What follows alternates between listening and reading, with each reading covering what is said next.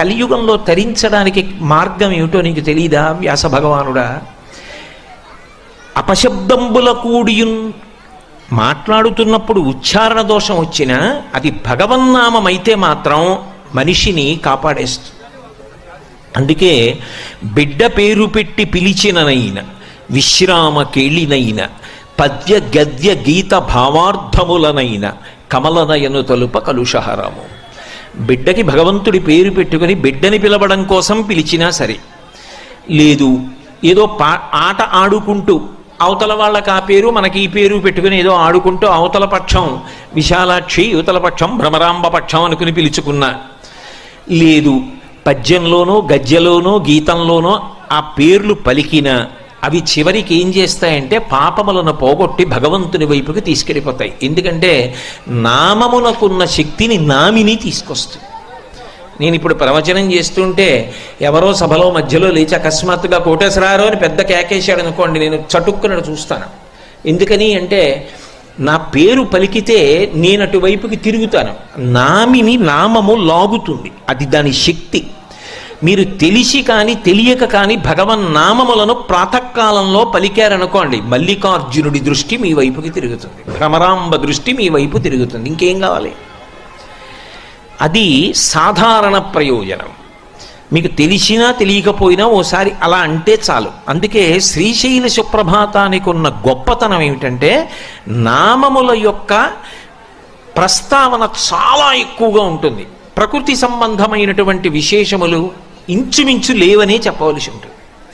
అందువలన అందులో మీరు ఏ ఒక్క పాదం పలికినా, ఒక నామం పలికిన, ఒక శ్లోకం పలికిన అది కాపాడి తీరుతుంది. అందున ప్రభాతకాలం బ్రాహ్మీ ముహూర్తం కాబట్టి. అందుకే శంభో సురేంద్రనుత శంకర శూలపాణి చంద్రావతంశ శివ శర్వ పినాకపాణి గంగాధర క్రతుపతే గరుడధ్వజాప్త శ్రీమల్లికార్జున విభో తవ సుప్రభాతం.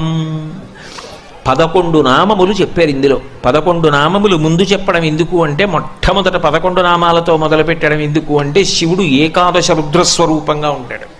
అందుకని 11 నామాలున్న శ్లోకాన్ని మొదటికి తీసుకొచ్చారు.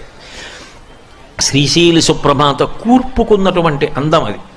అందులో మొట్టమొదట చెప్పినటువంటి నామమే శంభో అని మొదలుపెట్టారు.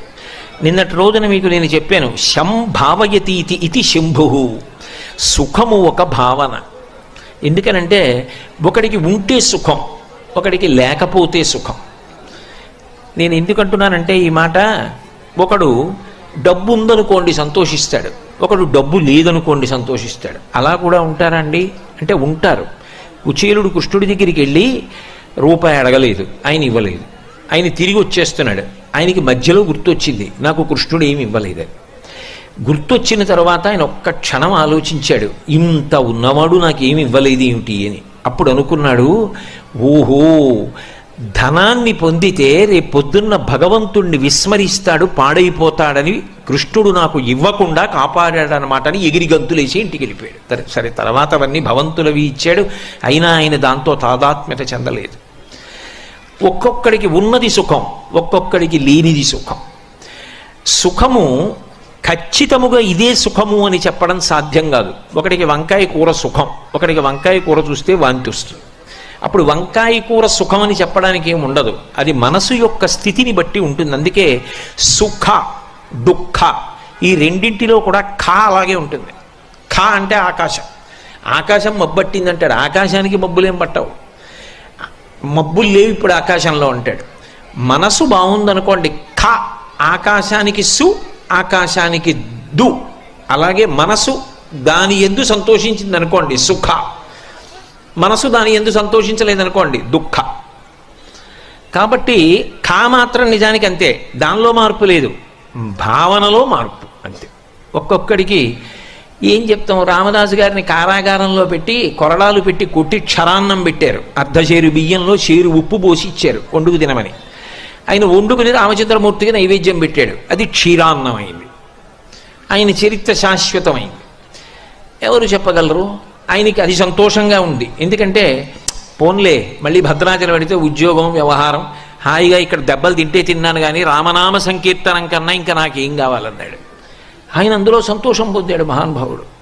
కాబట్టి ఎవరికి ఎటువంటి సుఖము కలిగితే వాళ్ళు అభ్యున్నతిలోకి వస్తారో అటువంటి సుఖమును వారికి ఇవ్వగలిగిన వాడు. శంభో, దాని హద్దులు నిన్న నేను మీతో మనవి చేసి ఉన్నాను. లౌకిక సుఖము, పారలౌకిక సుఖము, వైరాగ్య సుఖము, మోక్ష సుఖము వరకు ఇవ్వగలిగిన వాడు. ఆ హద్దు ఇవ్వడంలో ఇది చేస్తే ఇస్తానని ఆయన అనడం, అలా అనకుండా ఉండడం శివుడి గొప్పతనం. ఏమయ్యా నీకు నేను ఇక్కడ ఇది ఇవ్వాలంటే, ఏదో మీ అబ్బాయికి ఉద్యోగం ఇవ్వాలంటే ఇది చెయ్యి అని పైన ధరల పట్టి ఉన్నట్టే ఉండవు ఆయన దగ్గర. నిజానికి ఆయన ఇది చేస్తే ఉద్యోగం ఇస్తా, ఇది చేస్తే స్వర్గం ఇస్తా, ఇది చేస్తే వైరాగ్యం ఇస్తా, ఇది చేస్తే మోక్షం ఇస్తా అని ఆయన ఏం అనడం. అలా అనడు కాబట్టి ఆయనకి అసుతోషుడని పేరు. ఆయన నిజానికి దేనికి సంతోషిస్తాడంటే నీ మనస్సుతో నువ్వు ఆయన వైభవాన్ని ఎంత బాగా పట్టుకుంటున్నావన్న దానికి సంతోషిస్తాడు. బాహ్యక్రతువుకి మనసు లేనప్పుడు సంతోషించే అమాయకుడేం కాదు. గభీరే కాసారే విశతి విజనే ఘోర విపినే విశాలీ శైలీ చ భ్రమతి కుసుమార్థం జడమితి సమర్పే చేతస్సరసిజముమానాథ భవతే సుఖేనావస్థాతుం జనైహ నజానాతి కిమహో అంటారు శంకరులు. అందుకే శంభో ఆ ఒక్క నామం చాలదా సుప్రభాతంలో? శంభో తర్వాత శ్లోకం మరిచిపోయాడు, ఏమీ ఇబ్బంది లేదు, చాలు. ఏకశబ్ద సమ్యజ్ఞాత సృష్ట ప్రయుక్త స్వర్గే లోకే కామదుగ్భవతి. ఒక్క నామం చాలు, ఒక అక్షరం చాలు తరింప చేయడానికి. శంభో అనగానే ఏం గుర్తొస్తుంది సుప్రభాతంలో? నిన్న రాత్రి నిద్రపోవడం కోసం నువ్వు గది చల్లగా ఉండడానికి ఒక పరికరాన్ని ఏర్పాటు చేసుకున్నావేమో, మెత్తటి పరిపెట్టుకున్నావేమో, తలగడ తల కింద పెట్టుకున్నావేమో, మెత్తటి దుప్పటి కప్పుకున్నావేమో, ఒక పక్కకి తిరిగి పడుకున్నావేమో, చెమట వాసన తగలకుండా అంగరాగములు అలరకున్నావేమో, నిద్ర రావడం నీ చేతిలో లేదు.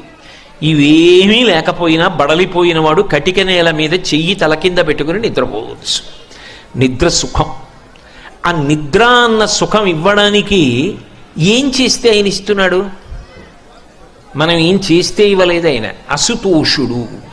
అసుతోషుడు అంటే నువ్వు మనస్ఫూర్తిగా ఇంత చేసిన ఆయన పరమ సంతోషాన్ని పొందుతాడు. మనసు పెట్టకుండా ఇదంతా నేనే చేశానని ఎవడంటాడో వాడిని చూస్తే అసహ్యించుకుంటాడు. నువ్వెవడెవరా చేయడానికి నాకని. అందుకే శంభో సురేంద్రనుత.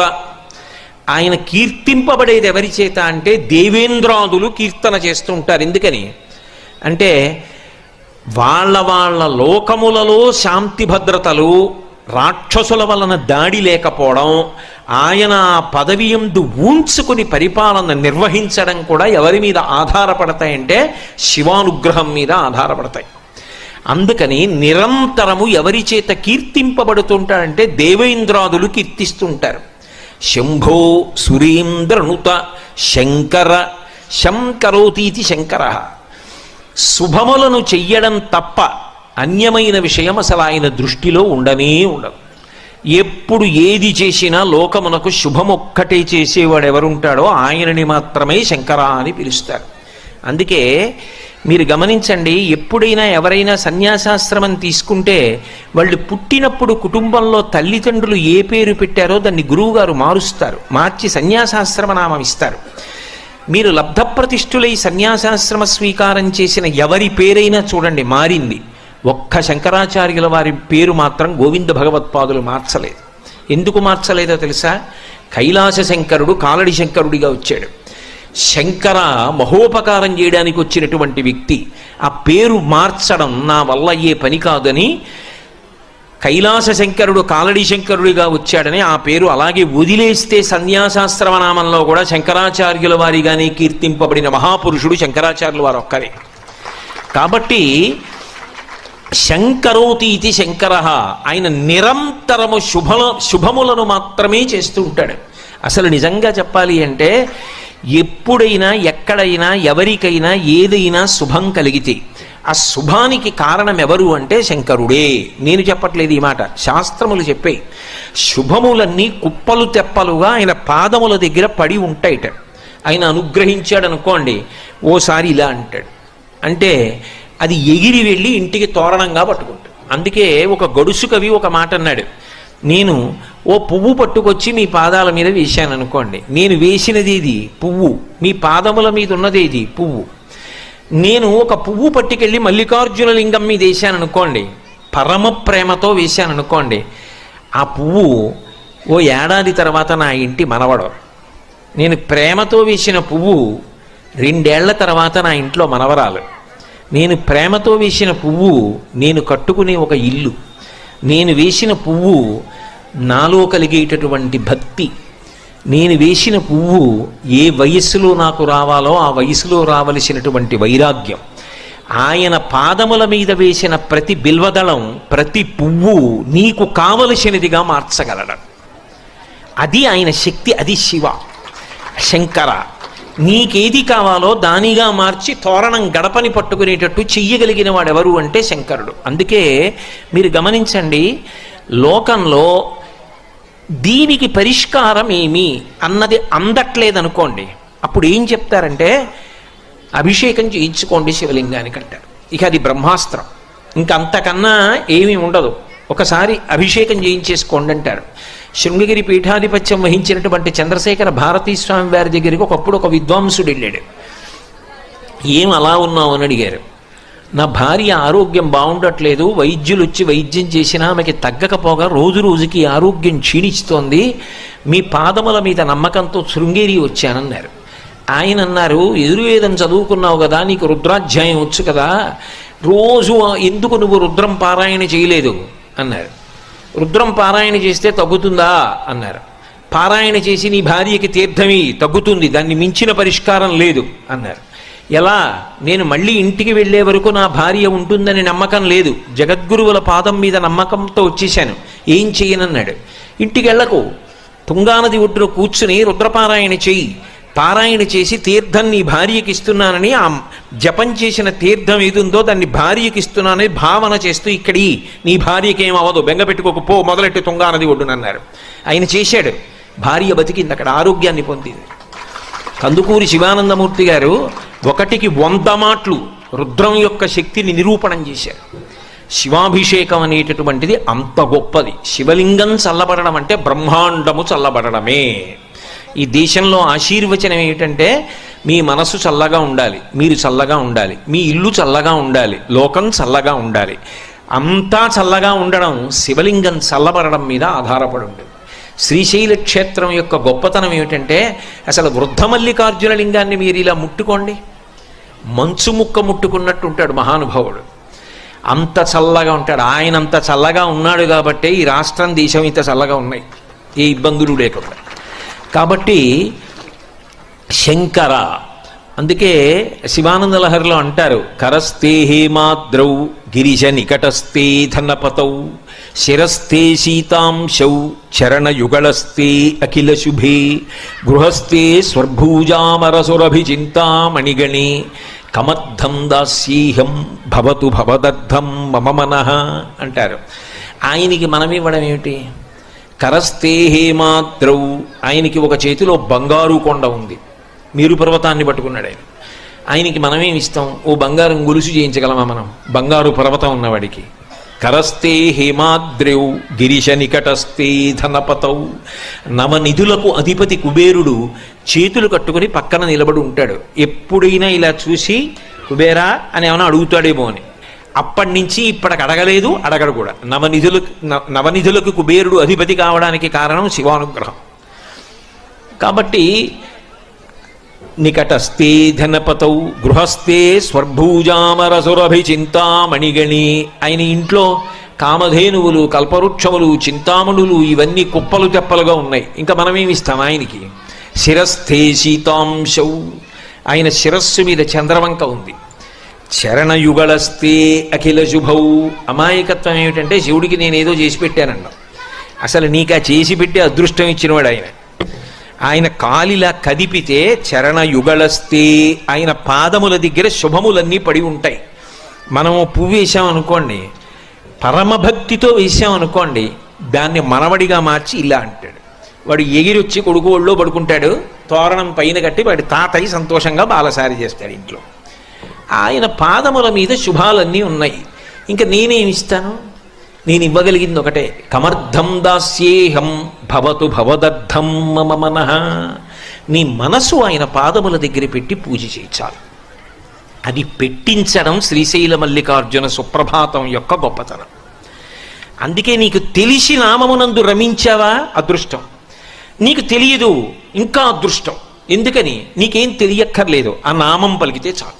కోటేశ్వరరావు అన్న మాటకి అర్థమేమి, అందులో ఎన్ని అక్షరములున్నవి, ఆ అక్షరములలో ప్రతిపాదింపబడిన విశేషార్థములేమి, ఇవన్నీ తెలియక్కర్లేదు కోటేశ్వరరావుని మీరు పిలవడానికి, నేను చూడడానికి. అంత తెలిసి పిలిచినా నేనే చూస్తాను, ఏమీ తెలియకుండా పిలిచినా నేనే చూస్తాను. సుప్రభాతంలో మీరు శంభో సురేంద్రనుత శంకర శూలపాణి అంటే తెలిసి పిలిచిన వాడికి అలాగే చూస్తాడు, తెలియక పిలిచిన వాడికి అలాగే చూస్తాడు. అందుకే తరించడానికి అవకాశాన్ని మల్లికార్జున సుప్రభాతమునందు ప్రతిపాదన చేశారు. ఆయన నామములకు ఎక్కువ ప్రాధాన్యత ఇచ్చారు. శంభో సురేంద్రనుత శంకర శూలపాణి, చేతిలో త్రిశూలం పట్టుకుని ఉంటాడు. ఆ కూర్చడంలో కూడా సొబగేమిటంటే సుప్రభాత పఠనం చేసేటప్పుడు ఉద్వేగంతో ఉండకూడదు. అది చాలా సాత్వికంగా మనసు రమిస్తూ ఎంతో సంతోషంగా పలకాలి. అది కూడా మెట్టెక్కుతున్నట్టుగా ఉండాలి. ఎంత అందంగా ఉండాలంటే సుప్రభాతం పాడుతున్నప్పుడు మీలో ఒక పరవశం ఉండాలి. ఆ పరవశం మీరు అటువంటి వాణ్ణి చూడాలి చూడాలి చూడాలన్న సంతోషం ఉండాలి. నిన్న మీకు చెప్పాను కదా, నతిరియం పార్వతీ పరమేశ్వరులను కలిపి నమస్కారం. వాళ్ళు కనబడినప్పుడు అలాగే కనబడాలి. నమ శివాభ్యాం నవయవ్వనాభ్యాం పరస్పరాశ్లిష్ట వపుర్ధరాభ్యాం నగేంద్ర కన్యా వృషకేతనాభ్యాం నమో నమ శంకర పార్వతీభ్యాం అని. ఆయన కనపడినప్పుడు సంతోషం అనేటటువంటిది ఎలా ఉండాలి? పొంగు కింద ఉండాలి. పాలు పొంగుతున్నాయి అనుకోండి, అప్పుడు నేను అంత దూరంలో ఉంటే పాపం వాడు వచ్చేదాకా ఆగుదామని మెలిమెలిగా పొంగవు, చర్రున పొంగిపోతాయి అంతే. ఆ దర్శనం చెప్పినప్పుడు పొంగు అలా వెళ్ళాలి. అందుకే ఆ శ్లోకాల యొక్క రీతి అలా పెడుతుంది. అమలం కమలోద్భవ గీత గుణం సమదం సమదా సురనాశకరం రమణీయ రుచిం కమనీయ తనుం నమ సంబ శివం నతపాపహరం శివం శంకరం బంధురం సుందరేశం నటేశం గణేశం గిరీశం మహేశేందు నేత్రం సుగాత్రం మృడానీపతిం శ్రీగిరీశం హృదా భావయామి అంటున్నాం. ఆ అందం, ఆ వెళ్ళడంలో ఆ అందాన్ని అంత గుప్పించారు శ్రీశైల సుప్రభాతంలో. అందుకే అది చదువుతున్నప్పుడు మొదట స్వామికి మేలుకొలుపు పలుకుతున్నాం అన్నప్పుడు ఆ సౌమ్యత, ఆ అందం అలా నడవాలి. అందుకే నామములను గుదిగుచ్చేటప్పుడు ఎక్కడా ఉచ్చరించడంలో కష్టపడవలసిన అవసరాన్ని తీసుకురాల. శంభో సురేంద్రనుత శంకర శూలపాణి, అందులో శకారం అంతా తిరిగింది. ఆ శకారం బాగా తిరగడంలో ఏమవుతుందంటే శాబ్దిక సౌందర్యం, గొప్ప అందము ఆవిష్కృతమవుతుంది. చదువుతున్నప్పుడు మీకే ఒక సంతోషంగా ఉంటుంది. నేను నిజం చెప్తున్నాను, మీరు మల్లికార్జున సుప్రభాతం ఇంట్లో చదువుతున్నారనుకోండి, పరవశించి అలా వెళ్ళి బయట ప్రకృతి వంక చూస్తూ ఇంకా చీకటి చీకటిగా ఉండగా ఒక్కసారి శ్రీశైలాన్ని, శ్రీశైల దేవాలయాన్ని, ఆ మల్లికార్జున దేవాలయం, పెద్ద నందీశ్వరుడు, రత్నగర్భ గణపతి పీఠం మల్లన్న గారు, ఇవన్నీ జ్ఞాపకం చేసుకుని ఓసారి ఆ సుప్రభాతం జరుగుతూ శంభో సురేంద్రనుత శంకర శూలపాణి చంద్రావతం శివ శర్వ పినాకపాణి గంగాధర క్రతుపతే గరుడధ్వజాప్త శ్రీమల్లికార్జున విభో తవ సుప్రభాతం అనండి. మీ ఇంట్లో చదువుకునే పిల్లలు అంటారు, నోట్లో చదువుకుంటావా తాత, నాకు దీని మీద దృష్టి పెట్టలేకపోతున్నానంటాడు, అది లాగేస్తుంది. అలా గుచ్చారు. ఆ నామాలని గుడిగుచ్చినప్పుడు కూడా అంత అందము శబ్దమునందు ఆవిష్కృతమవుతుంది. ఇక దానిలో మీరు రమించగలిగితే ఏ ఒక్క శ్లోకం చెప్పినా, ఒక్క నామం చెప్పినా, ఒక పాదం చెప్పినా మీ మనసు మల్లికార్జున లింగం దగ్గరికి వెళ్ళిపోతుంది. మీరు బాహ్యంలో ఎక్కడుంటే ఏమంటే నా ఉద్దేశ్యం, ఇంట్లో ఉండిపోయినా శ్రీశైలంలో లేనివారు మీరేం కాదు, మీరు శ్రీశైలంలోనే ఉన్నారు. సుప్రభాతం తెల్లవారుజామున మిమ్మల్ని మల్లికార్జున లింగం దగ్గరికి, భ్రమరాంబ దగ్గరికి తీసుకురాగలదు. అదొక యోగ విద్యలండి. అందుకే శంభో సురేంద్రనుత శంకర శూలపాణి. శూలపాణి అంటే చేతిలో త్రిశూలం పట్టుకున్నాడు. శూలము అంటే ఏదో ఒక్క అంచు మాత్రమే ఉండి గుచ్చడానికి పనికొచ్చేది కాదు, త్రిశూలం. ఏమిటా త్రిశూలం అంటే ఆయనకి అలా ఉంటే సరదాగా ఉంటుందండి, అందుకని అలాంటి ఆయుధం పట్టుకున్నాడన్నది అన్వయం కాదు. ఆయన అలా ఎందుకు పట్టుకుంటాడో శివమహాపురాణంలో చెప్పారు. త్రైగుణ్యం శూలమేతస్యాపరసు సత్యనిష్టత అన్నారు. 3 గుణములకు ఆయన అతీతుడు. 3 గుణములకు అతీతుడై సత్వమునందు కాని, రజస్సునందు కాని, తమస్సునందు కాని, శుద్ధ సత్వమునందు కాని ఉండకుండా. అందుకే ఇలా 3 ఉంటే ఈ 3 ఒక ఊచకుంటాయి, ఆ ఊచ పట్టుకుంటాడు. అంటే శుద్ధ సత్వము సత్వము కన్నా గొప్పది. నిజానికి ఈ 3 గుణములలో తిరిగి శుద్ధ సత్వములో కెడతారు. శుద్ధ సత్వము కూడా ఎవరి చేతులలో ఉన్నదంటే ఆయన చేతులలో ఉన్నది. ఆ స్థితికి మూడిటిని 4టిని దాటి ఎప్పుడు తనలో తాను రమిస్తూ ఉండగలిగినటువంటి గొప్ప స్థితి ఆయనది. అందుకే ఆయనకు ఒక విచిత్రమైన పేరుంది, ఉన్మత్త శేఖరాయ నమః. పిచ్చివాడు ఏం చేస్తాడు? వాడికి బాహ్యంలో భయమే ఉండదు. అందరూ చీకటి పడిపోయిందని భయపెడుతుంటే ఆయన ఒక్కడు శ్రీశైలంలో ఎక్కడో అడవిలో కూర్చుంటాడు. కూర్చుని తనలో తాను ఏదో రమిస్తూ ఉంటాడు, ఏదో భావన. అది మనకు అందదు కాబట్టి ఆయన్ని పిచ్చివాడు ఉంటున్నాం, కానీ ఆయనలో ఏదో భావాలు ఉంటాయి. ఆయన ఏదో ఆలోచిస్తూ ఉంటాడు, ఏమిటో నవ్వుకుంటూ ఉంటాడు, ఏమిటో అరుస్తూ ఉంటాడు. శివుడు కూడా తనలో తాను రమిస్తూ ఉంటాడు. శివభక్తి పండినటువంటి వాళ్ళు ఆ స్థితికే వెళ్ళిపోతారు. అందుకే మహానుభావులు చంద్రశేఖర భారతీ మహాస్వామి శృంగగిరి పీఠాధిపత్యం వహించారు. వారు చంద్రమౌళీశ్వరారాధన చేస్తూ ఓం నిధనపతయే నమః అంటే ఇలా బిలవదళం వేసేవారు. ఓం నిధనపతాంతికాయ నమః ఇంకో దళం వేసేవారు. అంతే, చెయ్యి అలా ఉండిపోయి అలాగే ఉండిపోయేవారు. ఓ ఈయన సమాధి స్థితిలో వెళ్ళిపోయారు, ఇక పూజ చెయ్యరని చెప్పి శిష్యులు వచ్చి సంకల కింద చేతులేసి ఎత్తి తీసుకెళ్ళిపోయి గురునివాసంలో కూర్చోబెట్టేవారు. అంతే, 10 రోజులో 11 రోజులు ఆ సమాధి స్థితిలో అలాగే ఉండేవారు. ఆ ఆనంద స్థితి అంతే.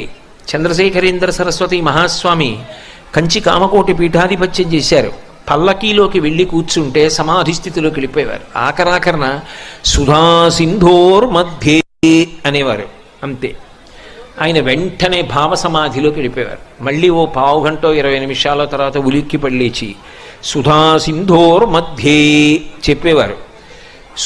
సురవిటపివాటీ పరివృతే మళ్ళీ సమాధిలోకి వెళ్ళిపోయేవారు. తాడేపల్లి రాఘవనారాయణ శాస్త్రి గారు అంతే, ఓ మాట చెప్పేవారు, సమాధిలోకి వెళ్ళిపోయేవారు. మళ్ళీ బయటకు వచ్చేవారు, ఓ మాట చెప్పేవారు, మళ్ళీ సమాధిలోకి వెళ్ళిపోయేవారు. అది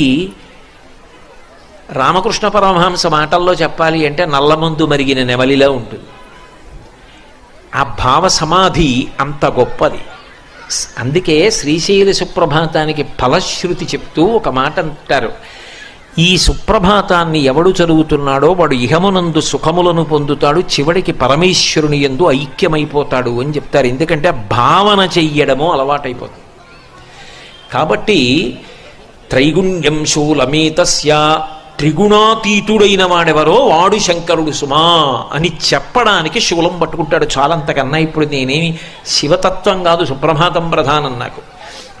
బటి శంభో సురేంద్ర దుత శంకర శూలపాణి చంద్రావతంస. చంద్రవంక తల మీద ధరించి ఉంటాడు. అది నలుగురి ఆస్తి, ఒక్క శివుడే కాదు. నిజానికి శివుడు శుక్లపక్ష తదియనాటి చంద్రరేఖ కంచి కామాక్షి కిరీటం మీద స్ఫుటంగా కనపడుతూ ఉంటుంది. ఆ చంద్రవంక ఎంత అందంగా ఉంటుందో. మీరు ఎప్పుడైనా శుక్లపక్ష తదియనాడు చూడండి, ఆకాశంలో వెతికి చూస్తేనే కనపడుతుంది, లేకపోతే కనపడదు. అందుకే అవ్యక్త రేఖామివ చంద్రరేఖాం అంటారు.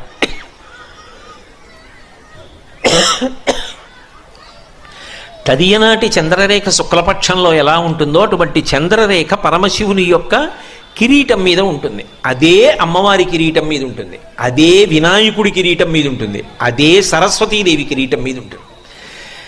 అందుకే శంకరుడు తెలుపు, జ్ఞానదాత మహేశ్వర, ఆయన జ్ఞానం ఇస్తాడు. అందుకే సరస్వతి వీణ వాయిస్తుంది, శంకరుడు దక్షిణామూర్తిగా వీణ వాయిస్తాడు. శ్రీశైలం లోపలికి వస్తుంటే వీణ వాయిస్తూ దక్షిణామూర్తి లేరు. సరస్వతీదేవి చంద్రవంక ధరిస్తుంది. మీకు అనుమానమా? సౌందర్యలహరిలో శంకరాచార్యులు వారు శరజ్యోత్స్నా శుద్ధాం శశియుత జటాజూటమకుటాం, కిరీటం పెట్టుకోదు, శంకరుల్లాగే జటాజూటం కట్టుకుంటుంది.